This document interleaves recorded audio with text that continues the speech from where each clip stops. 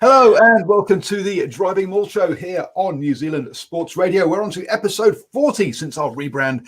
Yes, for those of you that know, Rugby Chat preceded this, went on for many years, well, a couple of years at least. Anyway, why am I going down history and memory lane? I've got no idea.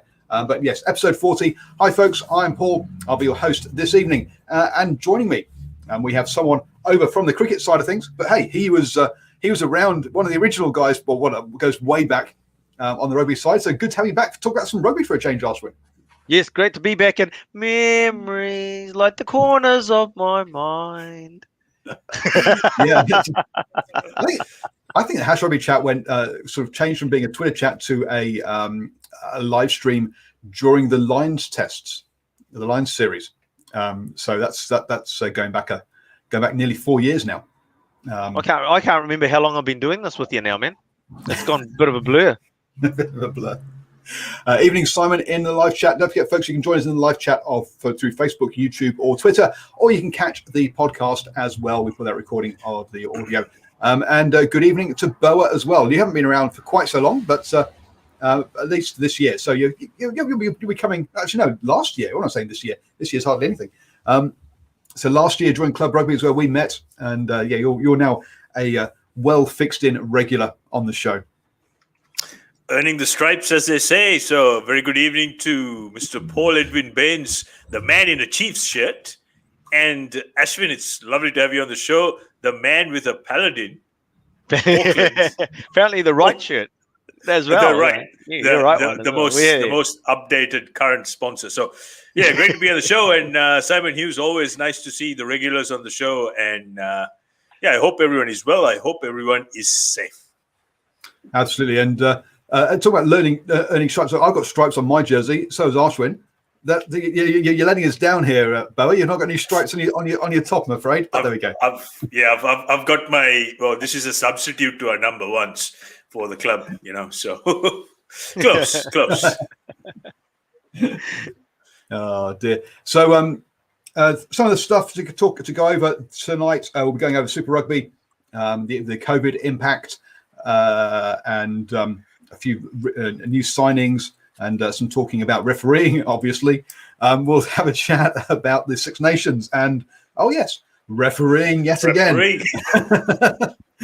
When is it trying to strike? That's why I'm here. On the best dressed referees conversationalist. Folks, it's going to be an incredible show. Whenever the referees, the gift which never stops giving us cannon fodder. It's going to be a great show, that's for sure. We'll have a chat about COVID over there as well. Yes, COVID impacting both tournaments, and unfortunately some online abuse. We'll cover off on some news as well. So let's kick off with some news then. There's a number of tournaments going on, but the South Africa Preparation Series has kicked off, or the Franchise Cup, as I think they're calling it. It's all a bit strange as to what's going on in South Africa at the moment, but they've brought back the Eastern Province Elephants, obviously, which are Eastern Province Kings was what they were used to be called. They only lost 87-10 to the Bulls. Small one there for them. Otherwise, the Sharks beat the Griquas and the Lions beat the Pumas, as you expect. But well done to the Cheetahs. They've been pulled out of the Pro 14 and replaced by, the Stormers as one of the teams, and they beat the Stormers 33-34 down there away from home as well. So big result for the Cheetahs, making a bit of a statement in that one. It's been fun watching the Cheetahs try and make more of a statement on that one as well. All the games are on Sky. Thank you, Simon, for letting us know about that. The Kings should stay away. And look, Eastern Province is an absolute nightmare from an administration point of view, and that's not a rabbit hole I'm going to go down tonight. I'm just going to breeze over this tournament, to be honest with you. Nothing much really apart from that yet. That's trying to be, as this is preparation ahead of the British and Irish Lions tour that may not happen this year, next year, the year after. Who knows? But more interesting news, Charles Piutau, after all his talk, looks like he's actually going to front up and play a Tonga Sevens game and move over to Tonga, Ashwin. Yeah, look, just started to see a few things this afternoon, late afternoon, evening. It sort of popped up on our news feeds coming through that Charles Piutau is going to be playing for Tonga at the next World Cup. Now, it's a funny one. This is one of these ones that keeps coming back every year, sort of thing, doesn't it? Charles Piutau is going to play for Tonga, but the situation remains, and unless there's been some changes due to COVID, I believe there's still some qualification parameters that he has to jump through, and I don't believe that. I don't know if they'll be able to be met because so and Boa's probably and will know this inside out because he's that type of guy. I believe it's two tournaments that you have to play in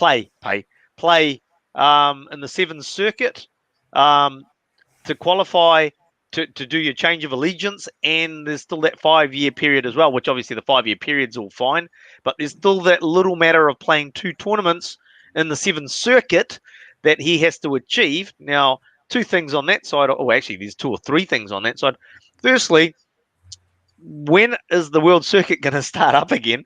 Nobody knows because of COVID. And secondly and thirdly, the 2 things are intertwined a bit, but he has to be released by Bristol to go and play in 2 tournaments over 2 weekends, and obviously probably the week before to get into training with the Tongan 7 squad, or is he just going to turn up for the weekend? And also, Bristol are going to want Tonga to pay some sort of pay for some insurance to cover him in case there's some sort of injury. And can Tonga afford that? So, I think it's just the standard fear of every year Charles Piutau going to play for Tonga type thing. I don't know if it will actually happen. Yeah, look, there's a lot of hoop jumping. There's a lot of hoop jumping, and I think the biggest hoop, put aside the 2 mandatory tournaments, he or any player for that matter, to prove the allegiance must play 2 mandatory tournaments on the World 7 circuit. So again, put the fact that there is no World 7 series at the moment because of COVID. I don't think Bristol are going to actually release the guy because this same situation arose with Semi Radradra, and they just didn't budge because Bristol are absolutely hell bent on making sure that they get the best possible result and best value and return on their investment. So they've invested quite heavily in Charles Piutau, and they're not just going to say, "Oh yeah, look, let's help Tonga out." No one's going to do that, and this is this constant ongoing battle between club and country. So a bit of a catch-22. It's exciting nonetheless. I hope that we can see more players who can turn up for their country of origin. But I just think that this is more affirmative action than anything else, really. Okay, I'm going to have to put you guys straight on this one. Clearly, you guys haven't been reading up enough. To add to the qualifications, he also has to have a Tongan passport, but I don't think that's going to be an issue. It does look like he's going to be playing in the Monaco qualification event for the Olympics. So those 2 tournaments he's got to play in have got to be Olympic qualification tournaments. They can't just be any World Tour tournaments. So they have to be during the Olympic cycle or that Olympic year. And it does look like he is going to be he's putting himself available for that Monaco event, which is the final qualifier. Now, if they stick to the 2 events, that would mean Tonga would have to qualify for the Olympics, and he would have to also play in the Olympics to change his qualification, because Tonga aren't on the World Tour. So that's been the problem in the past, is finding 2 qualification tournaments that he can actually play in, because they've just not found, because they just don't have enough. It's normally just 1 tournament, and it's late notice, etc. So I think in this case, I think Bristol probably would allow him, purely because I think there's been so much publicity around it, and it's good PR for them to allow him to do that for them. Yes, they had some problems with Semi Radradra around his injury and whether he should be playing for Fiji because he was injured. I think it was more than anything else during the Autumn Nations Cup. But I think allowing Piutau to go off and play. I mean, let's be honest. Tonga play about 4 Test matches a year, maybe slightly more than that actually. But they don't play very often. It's not a big loss for them, apart from in World Cup years. in all honesty. Well, the Tongan 7 squad had a few runs against the New Zealand 7 squad not so long ago, and let me tell you, the results weren't so great. So this is a very tall, very tall order for Tonga, and I hope they can climb this mountain because, getting players, the funding in place, it's all very difficult. So the odds are against them, but let's hope for the best, and they can make a good fist out of it. So the Monaco Sevens is going ahead, is it? Oh, it's in June, so let's not make any assumptions at the moment. But currently, yes. But well, I suppose it comes down to what's the COVID situation like in Monaco, right? I mean, like we're seeing sports in Europe, so it obviously comes down to individual governments and the like, or whoever's governing Monaco, the principality. So hey, but it's so I suppose it comes down to what's restrictions and things that they've got in place. Absolutely, yeah. It's going to depend on because I don't think you can get into Monaco itself without going through France. So it's going to depend on how Britain and France are getting on at the time, because obviously Charles Piutau being in Bristol, and so yeah, it depends on how those two are getting on. Brexit has made has led to some interesting border issues, such as one lorry driver being told he couldn't take his cheese and ham sandwich with him because that was importing food, so he had to leave his packed lunch behind. So who knows what the complications of Brexit might be around this as well. So let's just, as I say, but just coming back to one thing, though, yes. Yeah, but just coming back to the fact is, it's like, so Charles Piutau's always said for the last 3 years when this has popped up, or however long it's popped up, he said, I want to play for Tonga. So that's not anything new. Him coming out and saying, I'm available for Tonga is nothing new.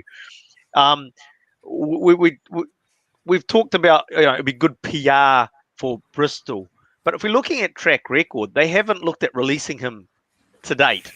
So I don't see what would change in their view. At the end of the day, Semi Radradra and Charles Piutau, along with a couple of others, are their marquee players. They would only be...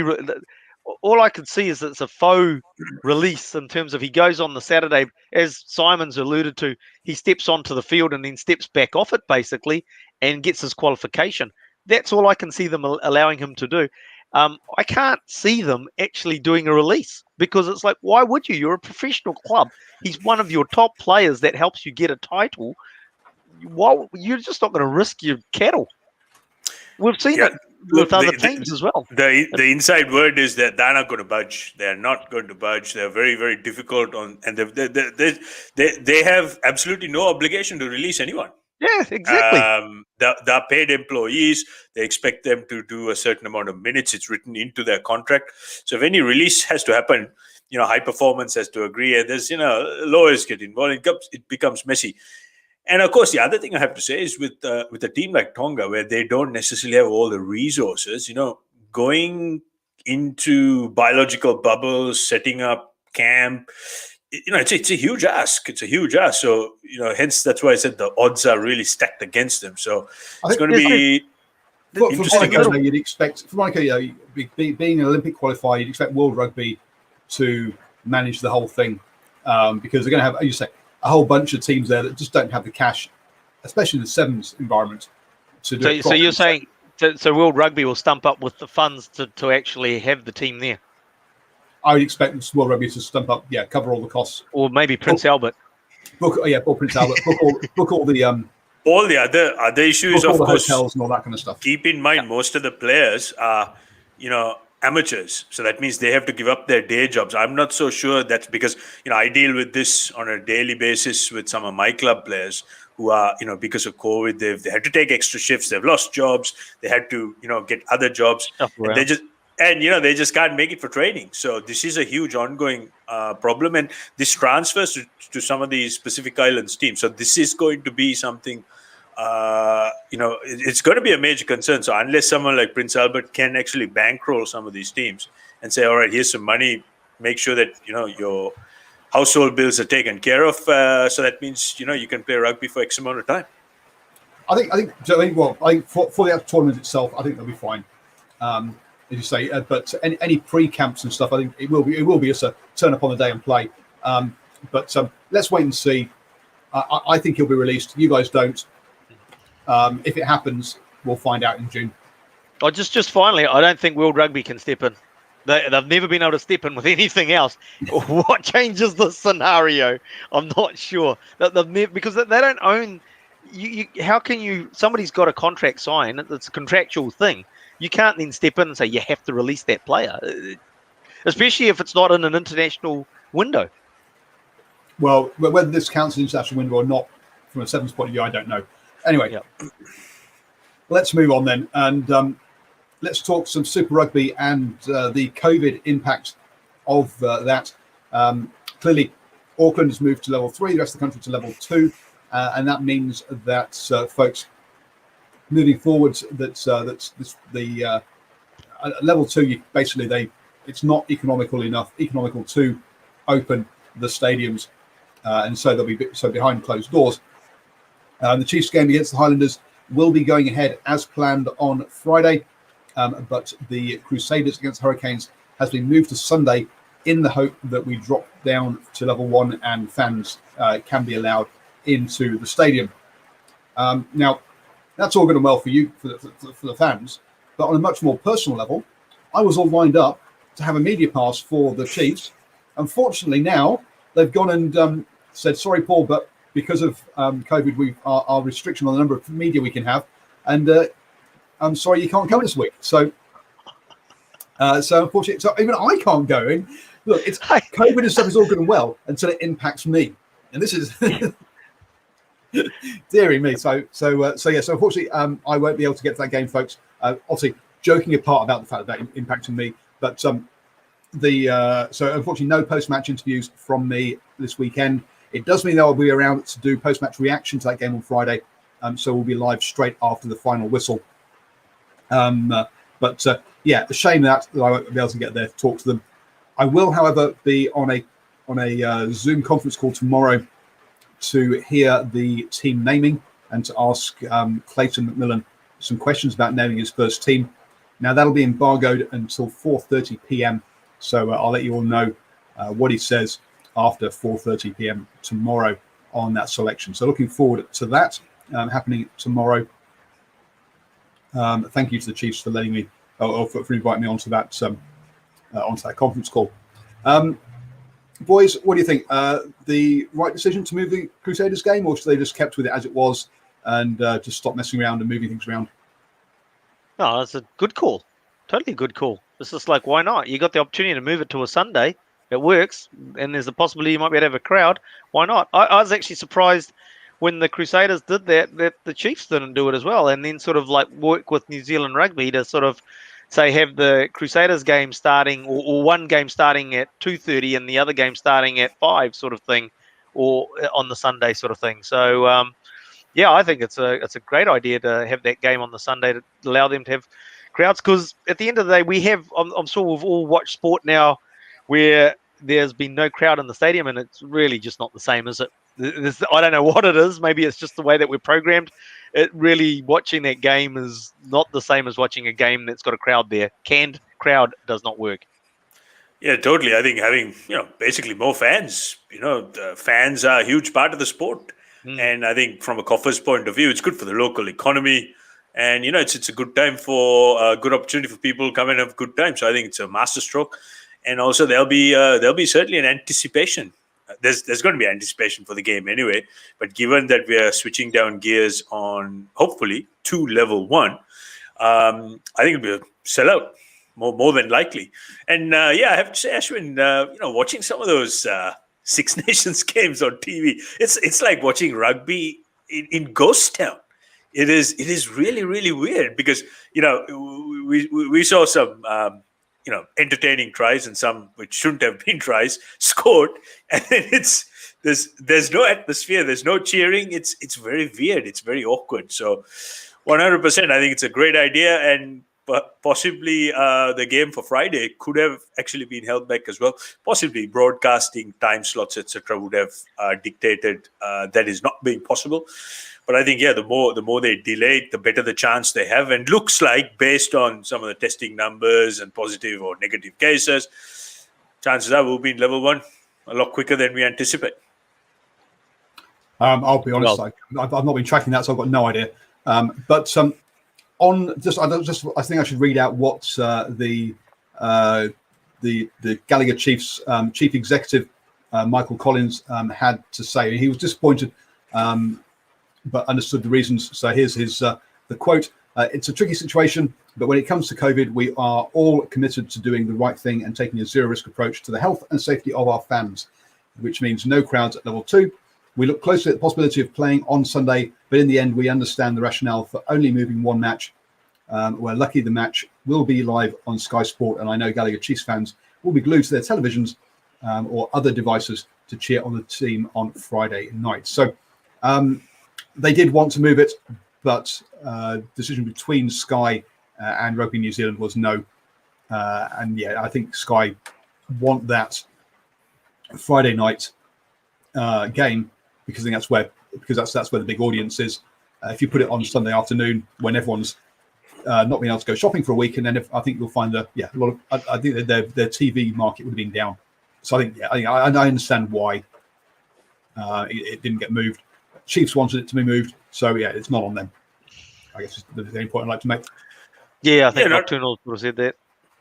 Yeah, not a bad situation either, because worldwide sport on TV audiences, Friday night feature games are something really look forward to. So I think there'll be some good ratings. And either way, look, end of the day, there's a game happening. There'll be entertainment, and it'll be a good, high quality game as well. So end of the day, rugby is the winner, and happy to watch rugby one way or the other. Yeah, I mean, we're going to be watching it on a screen, so yeah, totally. Well, you guys wouldn't have travelled down anyway. So it's no different to you, apart from the fact the crowd. The crowd experience. Yeah, look, what did you say? Watching a game with a crowd is much better than watching a game without a crowd, which is why I've never understood why TV companies don't try and encourage people to go to the games, folks. Right? You know what? Those fans who go to games will be buying your subscription package to watch the away games, so you're not losing any money either. Yeah. Get as many people in the grounds as possible, and all you're doing is increasing your audience, not decreasing it. But there you go. That's just my view of the world.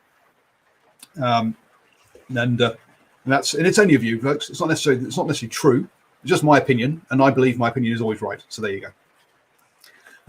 White privilege. Well, absolutely. BLM, dude. BLM. And it's my channel, so it's going to stay that way. But yeah, I'm going to keep my privilege. Thank you very much.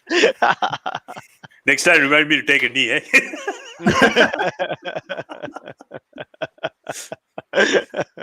Anyway, moving on.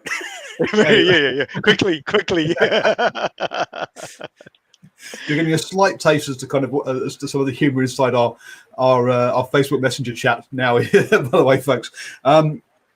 Okay, so that's the COVID impact, folks. It is what it is, and the best thing is that actually the game's still going on. The Blues, though, still down in Wellington, I believe, or we're talking about moving to Cambridge to keep training. So hopefully they won't have been disrupted too much by this from a training point of view. Clearly, from family point of view, they will have been, and they'll be looking forward to getting home to their families. I actually think quite the opposite, to tell you the truth. I mean, it's only a week, so it's not an extended period like we're seeing 3 sporting codes that go to Australia and leave their families behind for an entire season. We're talking about a week, and I actually think it could work to the Blues' benefit in the amount of time that they can spend together to be able to train and just gel and build their sort of, I mean, obviously this is actually the core group of this Blue squad has been together for quite a few years, but nothing's still, even when that's happened, to go away and stay as a team for a week, I think it's got some massive benefits to it. So they should really leverage this to the best of their advantage, really, and take advantage of it fully. Without a doubt, in high performance, the lesser the distractions, and I'm not trying to sound mean-spirited or ruthless here, but lesser the distractions, the better the chances of your performance being consistent week on, week out. So I'm expecting the Blues to really back up and put on a terrific performance, given that these guys are in that environment and they're really, toughing it out. And I know this group of players, they're quite mentally, they've got a good fortitude. So I'm expecting them to come out all guns blazing and get that W. So, talking about people who need to have a good fortitude, let's talk about referees then. Or mental fortitude. I'm a bit disappointed I didn't watch the England-Wales game now. I haven't seen that one. Oh, no, we're not going on Six Nations yet. Let's just deal with Super Rugby. Oh, yeah. Let's just go Super Rugby first, yeah. Yeah, so Moody, hands to the face. Ben O'Keefe has apparently come out and said that, yes, slapping someone in the face 4 or 5 times is not allowed, and I should have given him a yellow card. Personally, I think you should have given him a red card, but there you go. Well, you're not the only one.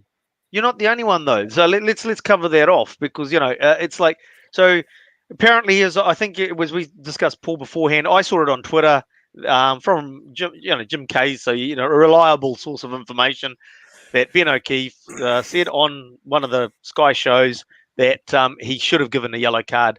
And it's just like, it's just like, no, you're wrong. You shouldn't have given him a yellow card. You should have given him a red card. And it's just like, before everybody goes, it's like, that was the thread that came out after that, when that tweet was put out, was everybody's going, yeah, red card, red card, red card. It is with force, direct contact with force to the head. That is by the letter of the law what's in the red card book. So it's like, no, Ben, you're wrong. It's not a yellow card. It's a red card.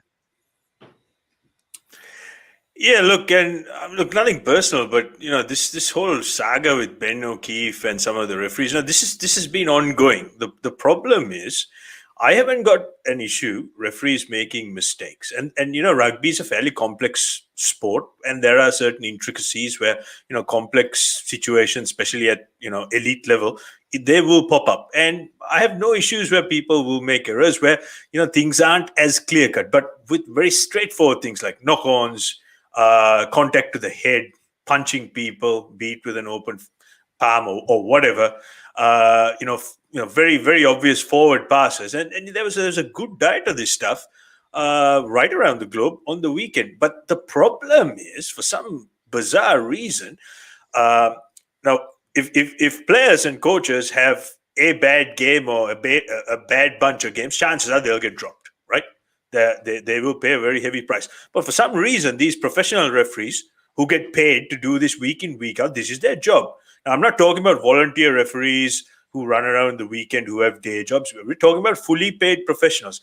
Some of the errors these guys make, everyone watching the game at home, in the ground, seem to get it right, but not these guys. So we have a problem here. This pattern is evolving. And unfortunately, because there's no accountability, they seem to be rewarded with this skill level of incompetence, which to me is just absolute ludicrous.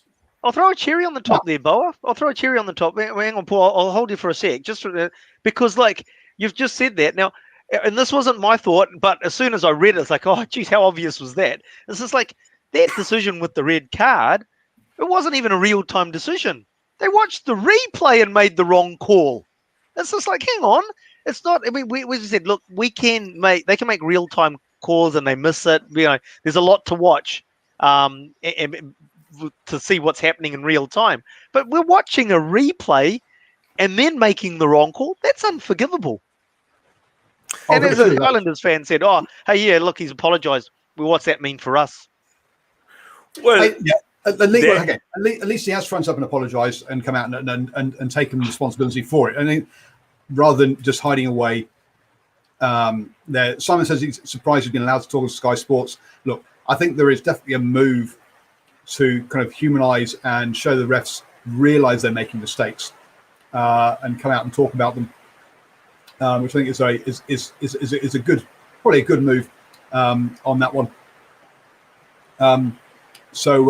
Look, whinging about penalties, I get. Yeah, no, I agree, and we'll get on some of the stuff that's been very detrimental to the game in the Six Nations side of things. But we do need to sort these incidents through. The thing is that. I'll go. Look, I I do. Like at the end of the day, the 80 minutes is up, and you sort of think, hey, look, games and decisions made in real time. Maybe they should have gone back, maybe they shouldn't, but game's over. But I'm sorry, when it comes down to when the TMO actually looks at the replay and makes the wrong call, or you got 4 officials involved because they bring in the touch judges as well. I'm not going to call them assistant referees. They bring in the touch judges, and they bring in the referee, and they bring in the TMO. 4 guys standing there making the wrong call on a replay. And look, Nocturnal makes a point. Refs need to be support. I completely get that. So the point I'm trying to make is how these guys are being coached and trained and supported is probably the wrong method. And that's why these guys keep making the same mistakes over and over again, and there's no accountability. So, look, there's a very simple fix. If someone doesn't perform to the level they're supposed to and consistently don't deliver that type of performance, get them out and get people who can. It's that simple. If you keep trying doing the same thing, expecting a different result, it's just not going to happen. It's the same with referees, same with players. When are these guys going to learn? I mean, to me, it's just ridiculous. Okay. There is accountability. They do have reviews of each of their games, etc. So there is some accountability. We don't see it all. I agree, but there is an element there. Now, as you said, we need to move on from just hashing the same thing over and over again. But you're right. Improved support and better training of them is required because we do need better things. Geordie Barrett's then kicking posts. Now, okay, go on, guys, common sense, and this is what I talk about. Now, when I talk to my coaches, we have certain systems and processes where we look at what's coming up and we prepare in a certain manner. So if we have certain players in certain positions, we will have a certain defensive pattern, or how we're going to come up with it. So it's the same thing with referees at high performance. If you have a kicker who has a very high parabolic trajectory where he's getting more vertical than lateral flat, surely standing directly under the upright, the crossbar is not going to give you the best view. And we clearly saw that. So use a little bit of common sense and stand slightly behind so that they can get a better view of the trajectory. Now, guys, look, my 11-year-old son made that obvious statement and said, Dad, they're standing too close underneath the uprights. So a little bit of common sense needs to come into it. The problem here is someone somewhere in the referee society says, you're going to stand here no matter what. So this sort of nonsense needs to change, and we need to start. Disagree. They're in the perfect place. You stand under the post, you look straight up, and you see the ball. So then how did they get it wrong? If it was the perfect place. They didn't get it wrong. They got it right. They got it right. Went over the top of the post. Went over the top of the post. Therefore, it's a miss. It was the correct call. It was a call. Yeah, because to be fair, when I was watching it live in real time, I thought it's gone over. And of course, the Wellington trio of commentators, the Hurricane supporters of trio commentators said, "Oh, that's over, blah blah blah." And it's like, yeah, it's over. But I've subsequently watched replays of it after it was pointed out that the referees called it going over the top of the post, and if it goes over the top of the post, then it's deemed to have missed. And it's like, oh, okay. And I've watched the replays after that, and it's like, actually, it quite clearly goes over the top of the post, and he's standing, as Paul says, in terms of parallax error, you're standing right underneath the post. That is the best place to see something go right over the top of the post like that. So he was in the best position for that. For that incident, but to me, watching the replays has quite clearly gone over the top of the post. I disagree. I think the positioning of the touch judges was completely wrong. They just need a little bit of common sense. And I'll give you another example. That first try where the Blues scored, that pass was 6 meters forward. There was a touch judge right in parallel view of that. 6 meters might be a bit of an exaggeration. That's a totally different issue than the kick. But anyway, but again, this is what it comes down to. The way these guys prepare and train, there's a question mark, but they just don't want to admit there's a problem. And especially when people are trying to tell people how to play the game, and sometimes yeah. Anyway, I can go on, guys, but the forward pass one, okay, understand, and we can have, but We'll disagree on the post ones. Arshia and I think that he was in the right place. You think he was in the wrong place. Let's Okay. agree to disagree. Yep. Agree to disagree on that one. Moving on then to Six Nations. Right then. So Wales sweet. scored 2 tries. Actually, I'm going to talk about 3 tries in this one. I think there's 3 issues, but everyone's talking about 2. So the first one, the referee tells Farrell to go and talk to his players about something. Quite fine. And you hear Dan Biggar over the ref mics talking to the referee and say, hey, look, please tell me as soon as I can take it, please. So clearly, Dan Biggar is totally switched on. And this was not a last-second decision. This was a couple of minutes beforehand where he's thinking exactly what he knows what England are going to do. They're going to switch off. Then, if you look at England, the players if you're looking at on the English left, move out to the wing to try and stop the kicks to the corner. The forwards stand in the middle where you'd expect them to be in case there's a tap and go. And the players out to the other way basically turn their backs on the play. And that's the problem, is that England turned their backs on the play. They'd had their talking to. They were going back to position. They had time to get back to position, but the players turned their backs, weren't getting into position quickly, properly, and paying attention. And to me, I've got no problems with that first try. Had the referee called time back on? Yes. Clearly. Oh, okay, then, yeah. I haven't seen it, so I'm going on that, right? And this is like, if the referee's called time back on, then you need to get into position quicker. Now, to be fair, the players probably couldn't hear him. They were so far away, but anyway, but yes. Bella. Yeah, look, I went over the footage quite closely, and yeah, me personally, I don't have an issue with that. I think England need to have been a little bit more switched on. I was talking to a number of referees over this very same thing. One thing I have to say is, the amount of time which was given to England was probably a little lesser than what would have usually been given out. Usually there's anywhere between 20 to 30 seconds. And again, that is, subjective. So yeah, again, I think England just, need to be a little bit switched on. And I was actually more disappointed at the way how Owen Farrell went on at the referee. It was not on really, and it's just not the right example, especially when you have kids watching that sort of thing. And that sort of thing just needs to be completely stamped out. No matter how right or wrong the referee is, you just do not argue in that manner. Now, one of the referees said, the weekend said, you're the captain, you can ask me the question. I've answered the question. That's it. Conversation over. And I thought that, yep, exactly. That's what we want to see.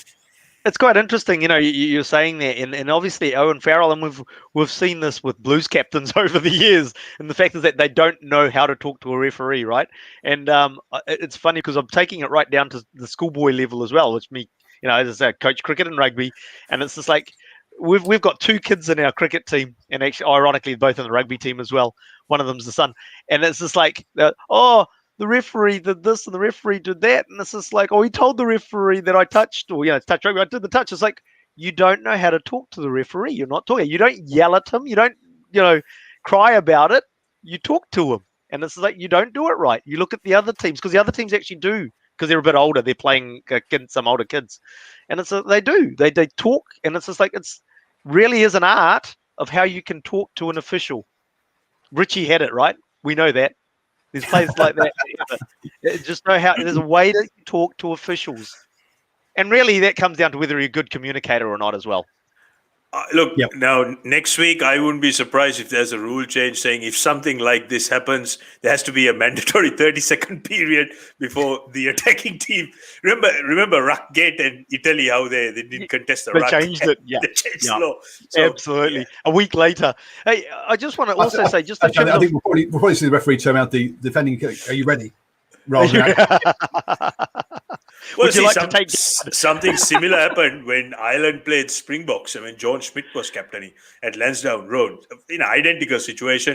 Again, it was controversial. There wasn't enough time. So I think if going forward, the easiest thing would be saying, look, we're going to give the defending skipper who needs to speak to the players at least 20 to 30 seconds. And then, thumbs up from the ref. Just simplify it, something like that. So that there's no whinging and moaning. But the thing is that I was going to sort of say, like, I like the fact that the game just started and it got started, okay? The fact that England wasn't ready is bad luck on them. Because even when it's my team or the opposition team, I don't care. When I'm watching and the captain comes up and goes, can I have a word to my boys? It's like, piss off, and the commentators say it as well. They're not going up there and saying, "Okay, boys, we're not giving away any penalties now. We're not going to give any away penalties. We're going to be clean." They're not saying that at all. We know that. It's all a load of bollocks. It's to slow the game down so they can regroup, do their breathe-in exercise, and then get on with the game and slow the momentum of the opposition. That's what it's about. So the fact that what happened on the weekend happened is great. Okay, try number 2, because I've got 2 more to get through. Okay. The player catches the pass gets given to the player juggles it, drops it, hits his leg, bounces backwards. Clear knock on. The player never gained control of the ball. The player has juggled it forwards. It's come out of his hand. It's come out of the hands forwards as well, which we talk about when passing. The fact that it hits his thigh and then bounces backwards is irrelevant. And it should have been called a knock on. So again, another TMO reviewed situation that you get wrong. You think you've got all the time in the world and you still get it wrong, and everyone watching knows the law, but the TMO doesn't. Hang on, I got roasted along these lines last year when Rico wasn't given his try, because at the end of the day, it never left his hand, and so therefore it's never been a knock on until it leaves the hand. So this has left the hand, right? So you're talking about control. So we're talking about what we're talking about here is control. So control is lost once it leaves the hand. Caught the ball. He touches the ball about 4 or 5 times. Yeah, and then so he's never had control though. But that's the key thing, is he's never had control, and that's the thing, is that you have to maintain control. Yeah. So in this instance, Reece Summit, clearly the ball was propelled forward. He had no control. Then it hits his thigh. Whatever happens after that is irrelevant. So knock on all day. They went over it, and then they decided to vote the try. Absolutely flabbergasted and speechless. And the other thing about that is that they actually introduced the law, the anti-Carlos law, many years ago. Because if you remember, Carlos Spencer used to do he used to do the kick head off the thigh. And so that was very successful for him. He got a few tries out of that. And then they went and changed the law that you can't kick off the thigh. So let's say that they said, he had control in the hand. Well, you still can't kick it off the thigh anyway. Oh, and it was the rear of the thigh. If you're kicking with the back side of your thigh, well done.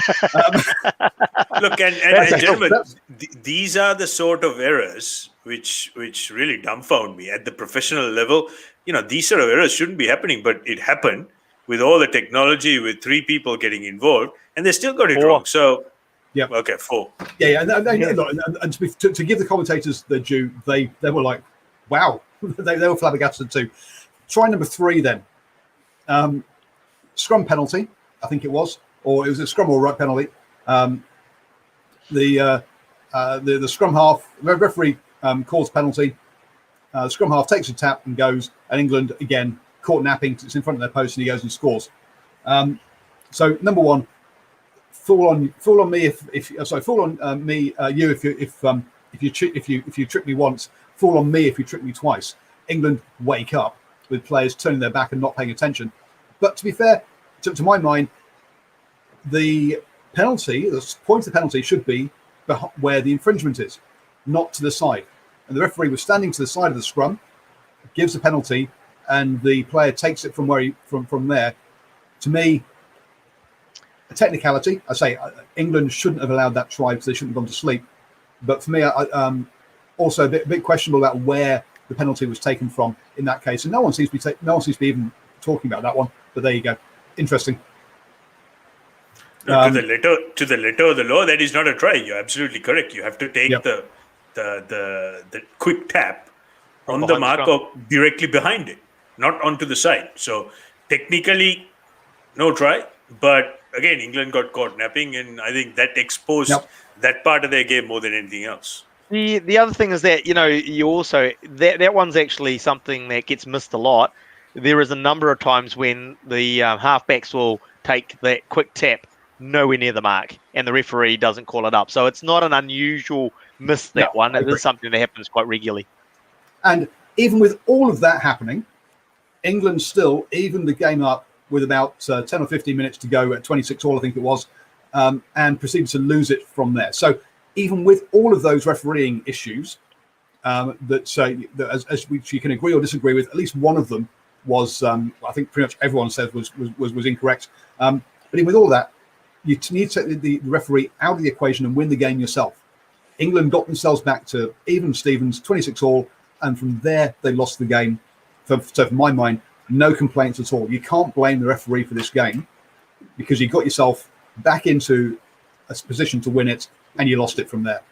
And also Maro Itoje, those penalties, there's 5. I thought the second time when that deliberate knock on, it's pretty crystal clear. You just can't do that. So that's a straight yellow card. So this highlights more the inconsistencies, of England along combined and helped by the incompetence of the referee. But if you look at the situation with Maro Itoje, that you could argue that clearly helped England because he wasn't binned even after giving 5 penalties back to back to back. So there's been talk about how the ref has got a Welsh passport and blah blah blah and all that sort of stuff. So I don't think it's anything to do with bias or him being crooked or bent. It's just incompetence is being perceived by one group of fans that it incorrectly influenced the outcome of the game, and it helped one particular team. It's just outright incompetence in my eyes. I just want to pick up on something. I don't think it decided the outcome of the game. It decided the situation up to but England, even with all of that, still got themselves into in the game. They could have won it. Callum Sheeny, as Craig says, had a really good game and closed it out well. I agree.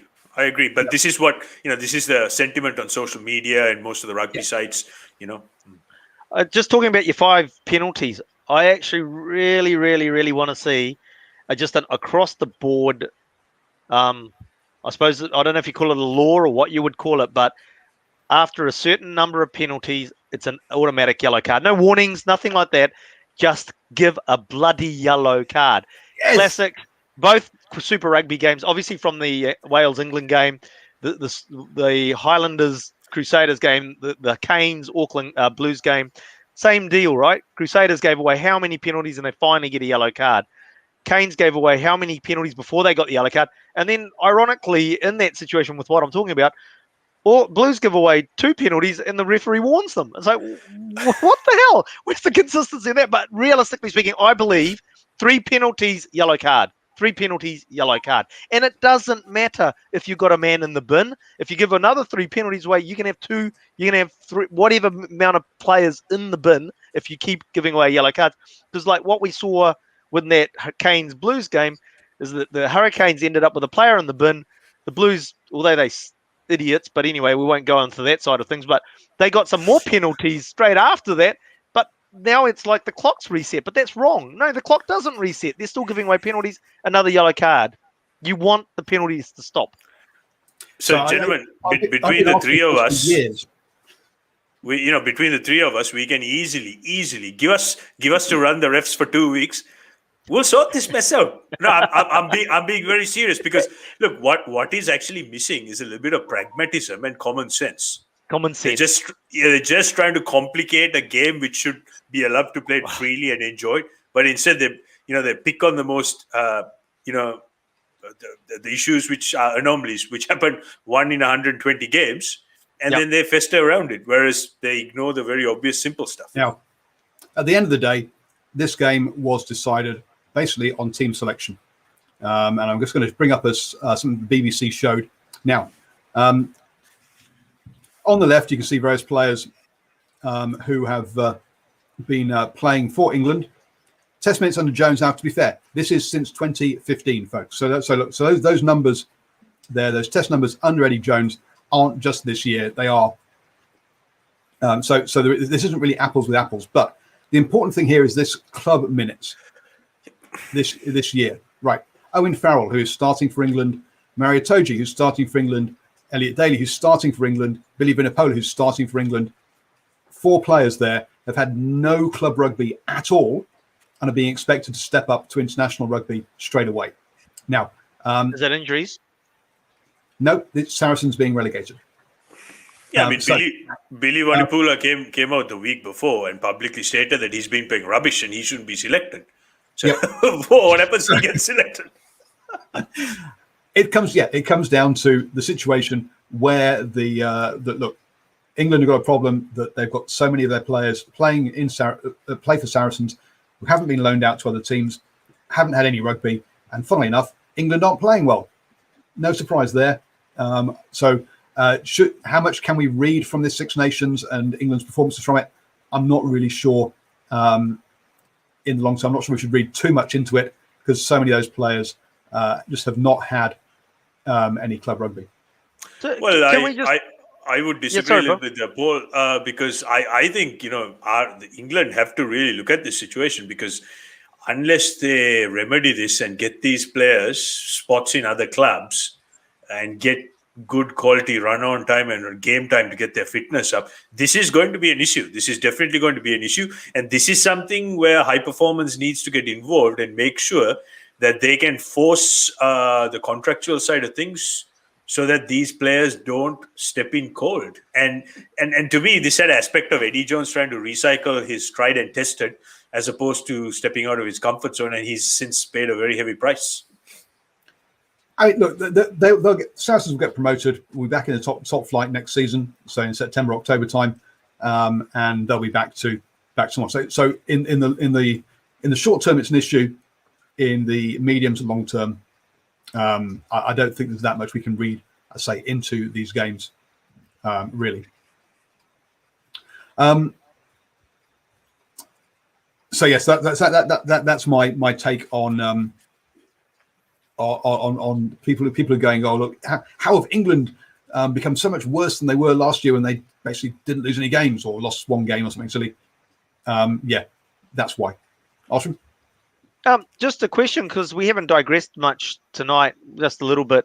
This is like just on that Saracens side of things. It's like, yep. So they haven't been playing because of salary cap issue, or so they got why don't they play?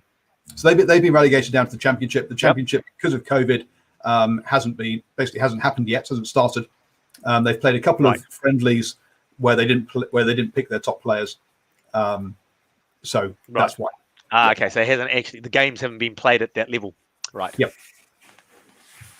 And also the short term, the Championship, the intensity is kind of like it's probably Auckland Club Rugby or maybe slightly higher.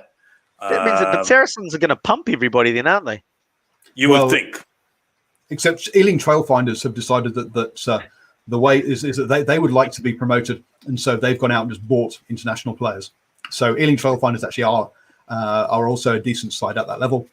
Do they have 5 or 6 British and Irish Lions to put into their side? No, but there is a small chance. It is a small chance of an upset, and Saracens don't get promoted. And then there's obviously the talk of the Premiership is going to be ring fenced, and no one's going to get relegated this year as well. COVID. Because of COVID, or in reality because they'll lose either Gloucester or Leicester, I think it is, and they'll lose a big team rather than Worcester or Newcastle, who they don't really care about if they lose. So effectively, Saracens might not be able to move up then. If they don't relegate anybody from the Premiership, how can they move somebody up? Well, they're going to be 13 teams next year rather than 12. They're going to expand it. But I think it'd be ironic, or not ironic, it'd be right if that did happen, that Saracens didn't move up, because it'd be a fair punishment then. A legitimately fair punishment, yeah. Yeah. But that is a rabbit hole we're not going to go down for the next hour. France-Scotland got postponed. Now it's come out that the French head coach decided, Fabien Galtier decided that he would leave the bubble to go watch his son play rugby. Now the French Union have come out and said that's okay, that's allowed. It's like, do you have a bubble or not? Hello, have you learned anything yet? So clearly Europe haven't learned anything about COVID. And if you're still wearing masks, seriously, folks, the mask has to cover the nose. It's totally pointless wearing a mask if it doesn't cover your nose. Okay, putting it around your chin until then watching the TV screen and going, oh, I'm on camera, and putting it over your face, also a waste of time. Folks, you should have learned by now how to wear a mask. Crying out loud. But it's so common. It's so common. It's just like you go to the supermarket and everybody's got their mask down here, and it's just like, don't you breathe through your nose? Maybe they don't. Perhaps we go around with pegs. Anyone who has a mask down below their nose, just put a peg on their nose. Right, there you go. Well, pull up the mask and then put a peg on their nose. Yeah, guys, one other thing I have to say is with the referees, we actually didn't point out one of the biggest blunders or non-events. Ireland, Italy's third try or would-be try. The greatest referee or one of the greatest referees in the world, Romain Poit, he was a TMO. And I cut a long story short, there are a lot of tweets on social media, and there's a question. The common question was he A, asleep, 2, gone to the toilet, or 3, ordered a cup of coffee? So it got farcical. It was farcical. It was a try was scored. It didn't happen, and yeah, it was very confusing. And guys, this is yes, I know what you're talking about now. Yes, so yeah, the camera angle clearly shows he's put the ball down, and it's a try, but the TMO decides that it's a knock on. Like, no, look. Okay, anyway, yeah, we're not going to go back there again. Yeah, look, it's time we got a bunch of new officials who could actually do their job. There's no point. This is like recycling garbage on your curbside. Same guys, just get recycle. Get rid of them. Get people who can do their job. Don't keep them too long at the same spot. Make sure that you train and teach these people in the right way, and just use a little bit of common sense. Right, moving on. We've heard that already. Finally, then, online abuse. Now, folks, a player not clapping as the opposition walks through the tunnel is not grounds for death threats. Okay, let's just make this nice and clear for you. Players, not every single player in a tunnel when you both tunnel off from a game. Not everyone claps. Some people do, some people don't. It's all okay. So yes, Carl Sinclair, I think it was. Ellis Genge getting death threats for not clapping off the Welsh players. Really, folks. Rugby values, yeah. Respect, I think not. Give me a break. Rugby needs to wake up and realise that actually these things just aren't there anymore. If they ever were, to be honest. It is nice that players do shake hands after they come off the pitch, after trying to beat each other up for 80 minutes. That's fine. But folks, the level of respect and value, rugby values, shaking hands and then people giving death threats, sorry, it's gone out the window. When I first saw this, I thought it was a bit of a joke. So I read it again.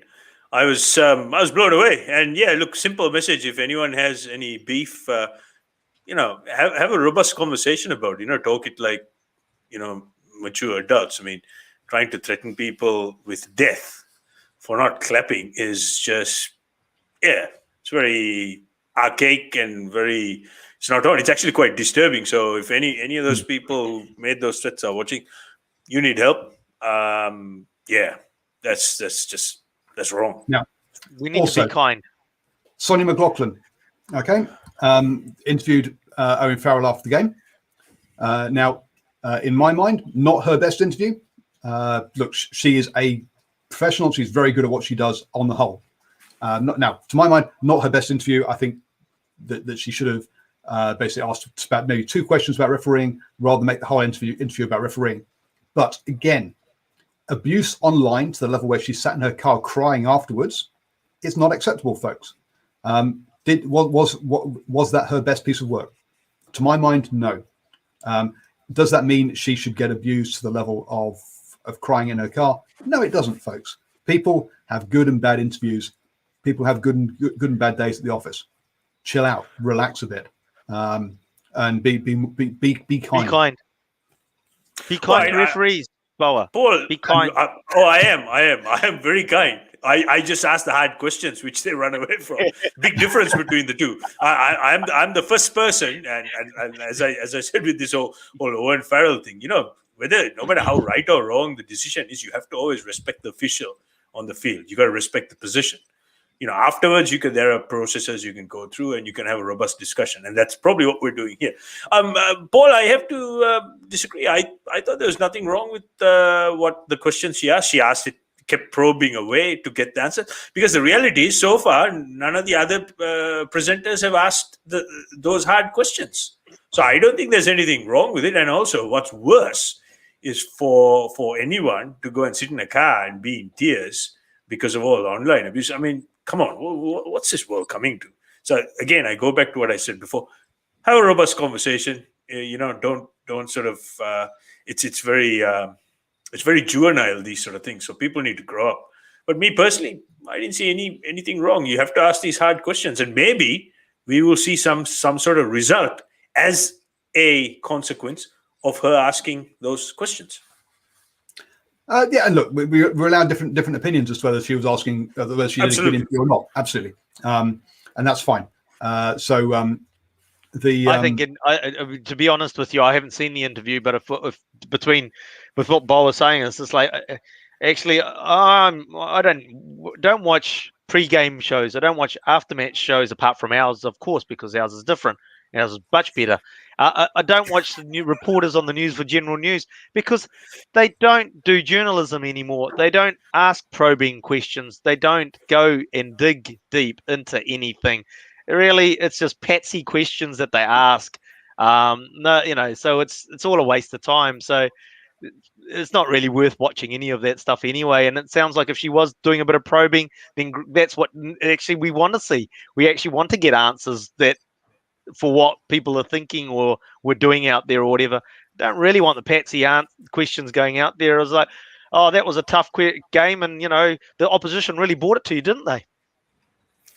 Yeah, and also what Simon Hughes says is absolutely right. They can't answer. Now, I would have loved to have seen Owen Farrell say, yeah, you know what? The referee was absolutely crap. He ripped us.